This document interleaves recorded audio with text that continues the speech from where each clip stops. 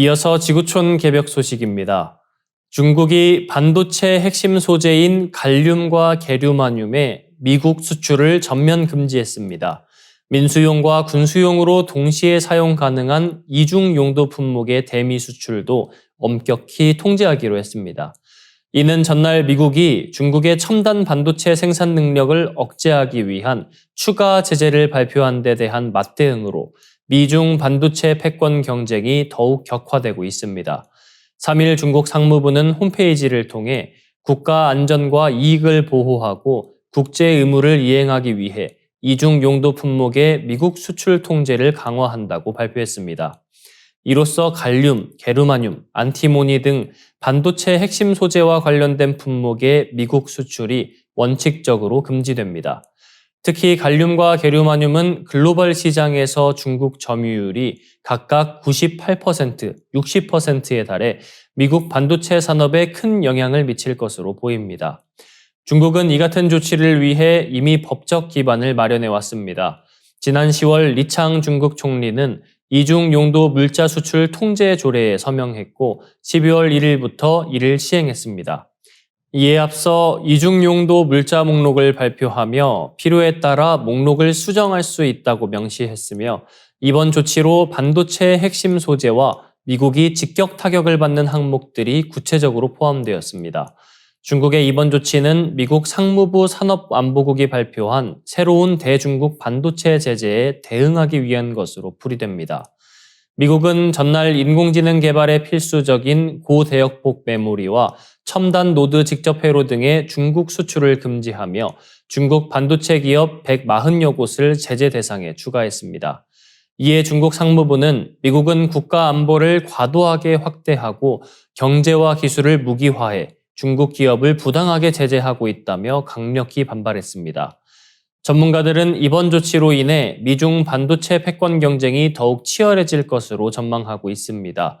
특히 양국 간 기술과 공급망을 둘러싼 대립이 심화되면서 글로벌 반도체 시장의 불확실성이 커지고 있습니다. 다음 뉴스입니다. 도널드 트럼프 미국 대통령 당선인이 러시아와 중국이 주도하는 신흥 경제국 협의체 브릭스를 향해 달러 패권에 도전하려는 시도를 즉각 중단하지 않으면 100% 관세를 부과하겠다고 경고하며 11월 30일 자신의 SNS를 통해 달러를 약화시키는 모든 시도를 좌시하지 않겠다고 강력히 선언했습니다. 트럼프 당선인은 브릭스 국가들이 새로운 통화를 만들거나 달러를 대체하려는 계획을 포기하지 않는다면 미국 경제 시장에서 판매 기회를 잃게 될 것이라며 강력한 경제적 대응 의지를 밝혔습니다.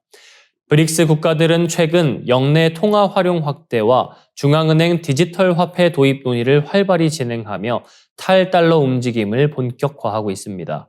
블라디미르 푸틴 러시아 대통령은 브릭스 정상회의에서 미국의 달러 무기화를 강도 높게 비판하며 대안을 모색해야 한다고 주장했고 중국의 시진핑 주석은 원유 및 천연가스 거래에서 위안화 사용을 제안하며 이러한 흐름에 가속도를 더했습니다.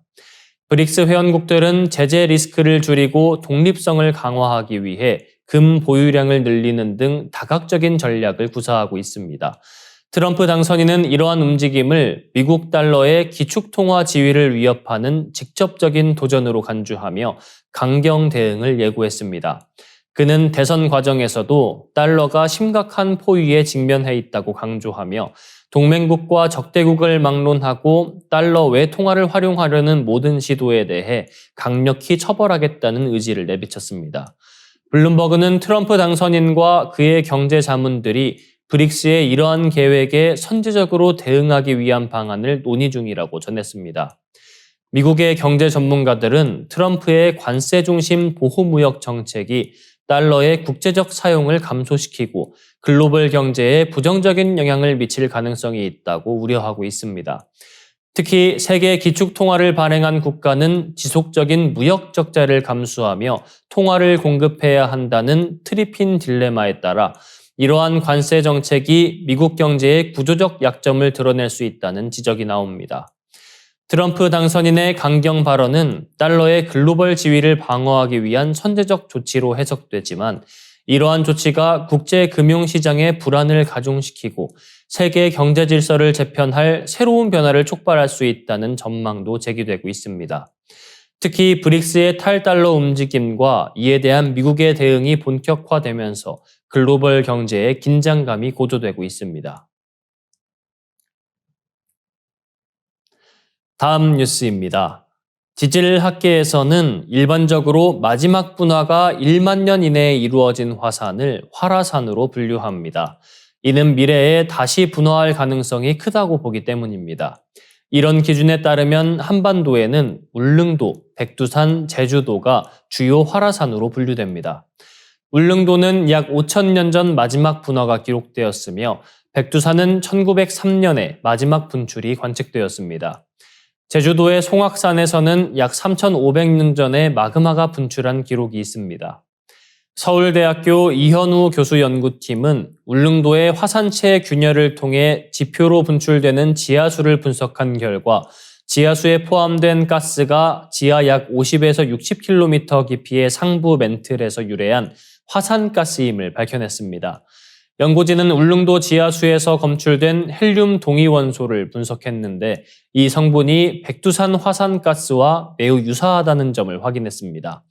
이는 울릉도와 백두산이 동일한 암석권 멘틀에서 기원했음을 시사합니다.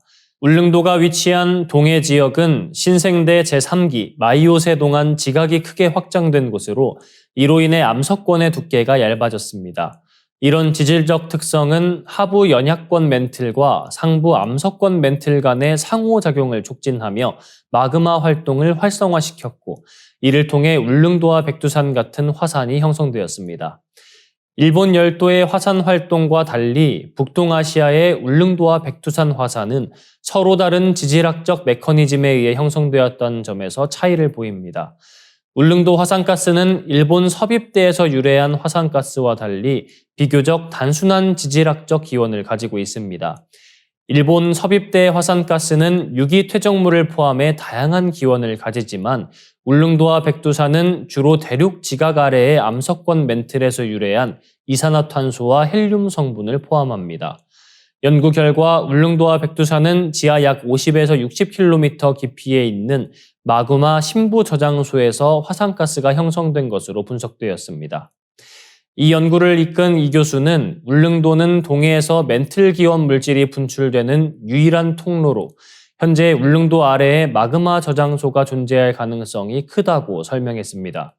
또한 제주도의 화산가스 역시 울릉도 및 백두산과 유사한 기원을 가질 것으로 예상하며 이에 대한 분석 결과는 이르면 내년 봄에 발표될 예정입니다.